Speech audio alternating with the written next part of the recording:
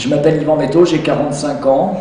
Je vis à l'unité d'habitation depuis 1983, depuis 23 ans donc. Je suis président de l'association des habitants de cette unité d'habitation qui est en train, avec les habitants des autres unités d'habitation, de constituer une fédération des habitants du patrimoine de Corbusier de par le monde.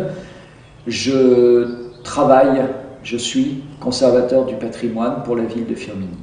J'ai la conviction profonde, et depuis longtemps, qu'il s'agit d'un grand site, d'un très grand site, d'un des témoins majeurs de l'architecture du XXe siècle. Un témoin qu'il ne faudra cesser d'interroger, bien sûr. Il ne s'agit pas ici d'être uniquement hagiographique. Le site a trouvé sa place de grand site et ne va faire que la trouver plus. Le projet, quel est-il? Il est simplement de veiller à ce que le public partage de plus en plus ce site et les questions qu'il pose. Développer une réelle économie touristique avec ce qu'elle a de vrai, parce que le site ne s'invente pas, il est là, il est un fait d'art, il est un fait d'histoire.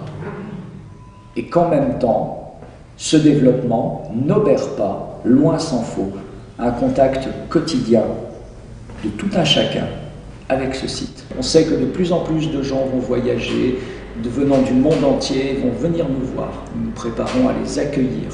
Ils vont dormir à Firminy, ils vont aller au musée d'art moderne de Saint-Étienne Métropole. Et cela participe du développement de notre territoire. On en est très fiers et très contents. L'église Saint-Pierre, donc, qui n'avait pas trouvé son achèvement pendant presque un demi-siècle, va ouvrir dans les prochaines semaines en offrant au public une antenne du musée d'art moderne de Saint-Étienne Métropole. Elle va ouvrir aussi en tant que nef, en tant que sanctuaire, en tant que lieu qui a été conçu autour d'un culte, à la pratique de ce culte et à la pratique culturelle du spectacle vivant, bien sûr dans le respect profond des lieux. Claudius Petit disait dans un colloque en 1965, le cultuel et le culturel se côtoient pour le plus grand bien de tous. Il est d'évidence que l'œuvre de Le Corbusier est un point de repère incontournable dans l'histoire de l'humanité.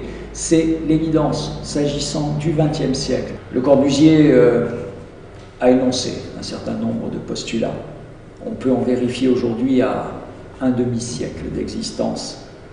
Je crois la pertinence de certains.